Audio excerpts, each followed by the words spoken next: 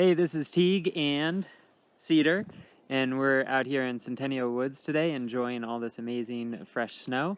And yeah, as a follow-up to the last video about using twigs in the early spring, or at least bringing them inside to force them to bud open early, we're going to do a couple more activities today in the woods with twigs. So come along and join us for the ride. Woohoo!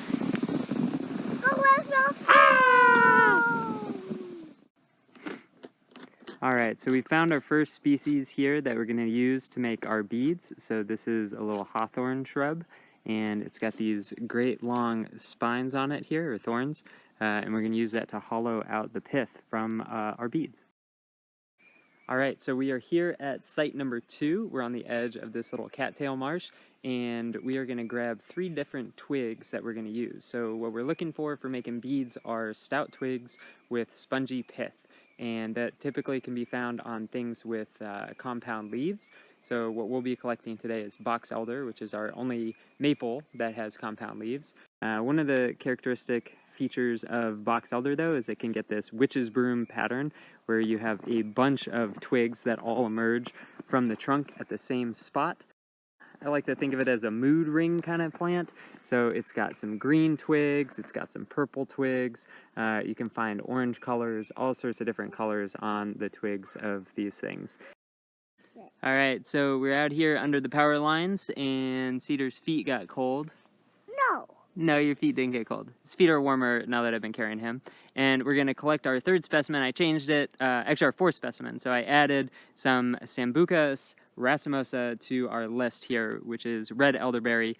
So we're going to collect some of this and bring that inside. And our last stop will be to grab some dogbane to make some cordage. Snow fleas.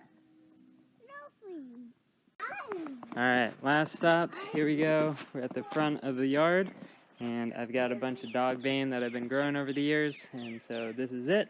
That's all we need, and we'll bring all this stuff inside, and we'll get started making some necklaces.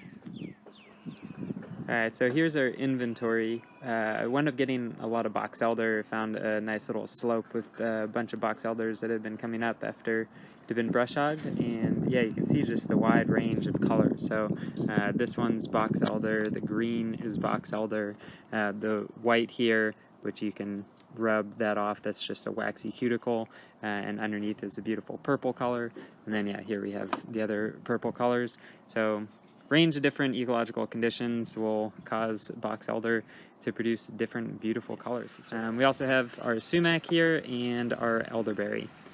So the ideal branch is one that's relatively straight, just makes it easier for working, and you can saw off the beads to get sort of a straight end on either side. I like to make these sort of crosshatch marks on it so that it's slightly round at the end. This is all green, but if it were dried, then you'd be able to sand those smooth at the end.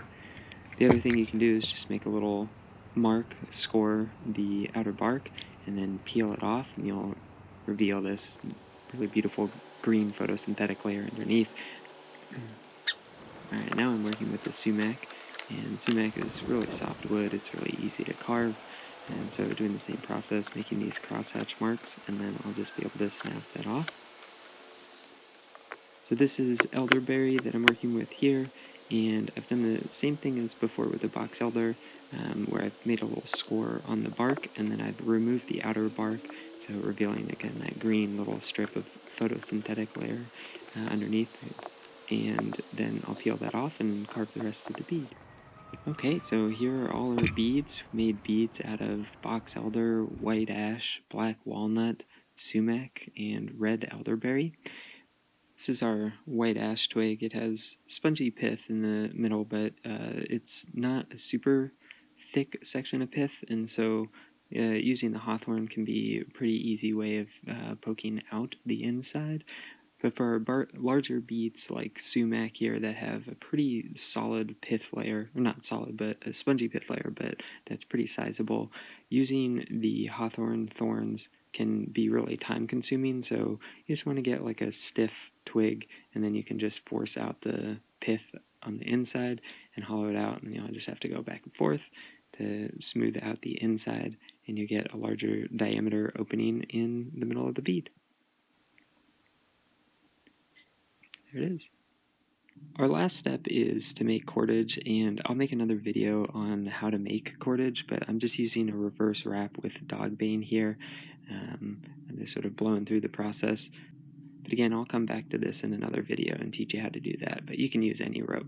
So now we've got our cordage, and I've laid out the beads in the order that I want, and we're going to string them up.